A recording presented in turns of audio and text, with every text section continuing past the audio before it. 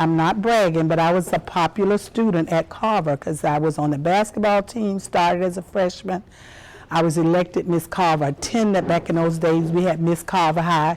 Yvonne Lee Odom came to South Florida when she was just 13 years old. Schooling. I was born in Daytona. My father was a minister. In the fall of 1960, Odom entered Carver, Delray Beach's all-black high school. All of the black students that lived in Lake Worth, Boynton, Delray, and Boca Raton all attended, which was Carver High School at the time.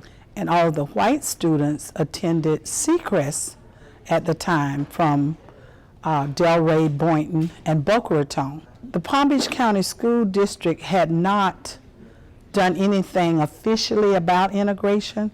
4 years before the federal law passed to desegregate American schools, Odom was already making local history. I came home one day after a football game, beginning of my 10th grade year, and my dad told me that a committee had been formed and came by the house, and they were looking for someone to integrate the schools because they had what was called freedom of choice, and nobody was choosing to go to the opposite race school.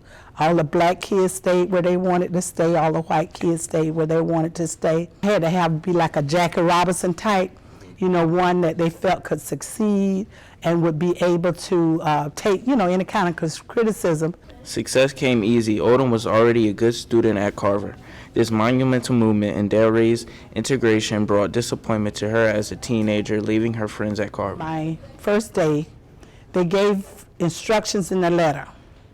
I was to come to school at around 9:30, 10 o'clock. That's after school started. They didn't want me to come at the beginning of the day. Mr. Ben King, who was my teacher at Carver, drove me to school and dropped me off when he went to Carver because they didn't let me ride the bus. I distinctly remember walking down the corridor of Seacrest and noticing all of the children staring at me as I walked by. Just like Jackie Robinson, Odom dealt with criticism, racism, and ignorance with class, but still called the integration smooth considering the error. They did not want me to use the restrooms where the other students did. And there were a few isolated incidents of name calling the word nigger. I was in the gym one day and I walked across the gym floor and there were a group of boys and I could hear the word nigger. And the obvious racism wasn't just in school, but also, she says, she experienced overt hatred in our own community. And I was in the car with 3 white girls.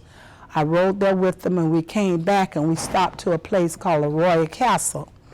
Royal Castle was a hamburger place and it's no longer there. And so we got out the car to go in and, have a hamburger after the game. You're having fun. So the waitress came out and she took everybody's order but mine.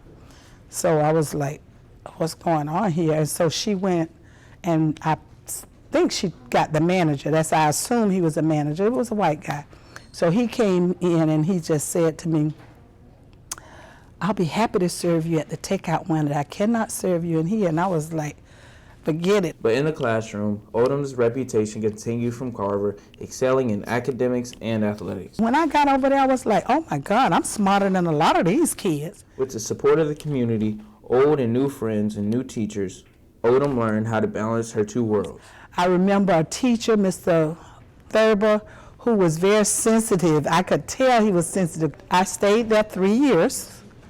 And I was participating in everything. It was 100 support, and for those 3 years, we all did things together. I went to both proms because now I was still dating my now husband, who was at that time my high school sweetheart.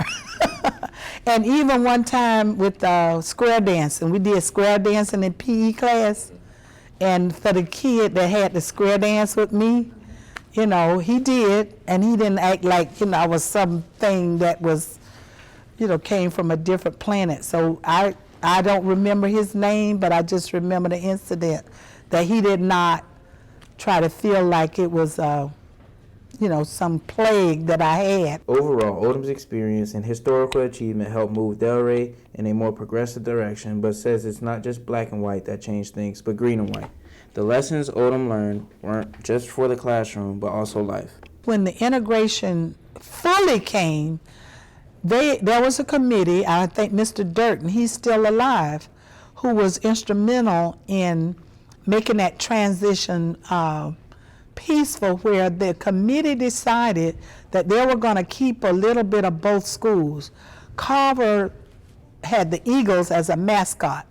Seacrest had the green and white colors. That's how the new name became Atlantic High School Eagles. So you had the colors from Seacrest and the mascot from Carver, and I think that helped bridge our gap here. And no other school in Palm Beach County did that. At Seacrest, we didn't have a lot of rioting because I think that had a lot to do with how our athletics were treated, because I know our coach at Carver, the late Spencer Pompey, respected highly the coach that we had at Seacrest, Mr. Cooper. And so I think through the sports, they had a mutual respect for each other because they used to attend each other's games. Carver kids would go to Seacrest games and watch them, and vice versa. The lessons Odom learned weren't just for the classroom, but also for life. We were brainwashed. When I say we, those of us in the African American community, somehow we felt that all white people were better than we were. I learned that there were awful white people, but I learned that there were some good ones too.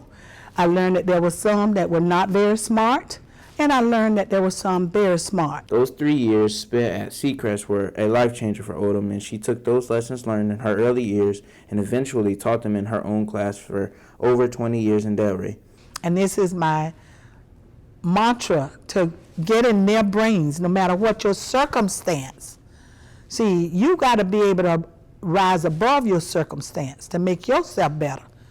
And that's a message we don't give.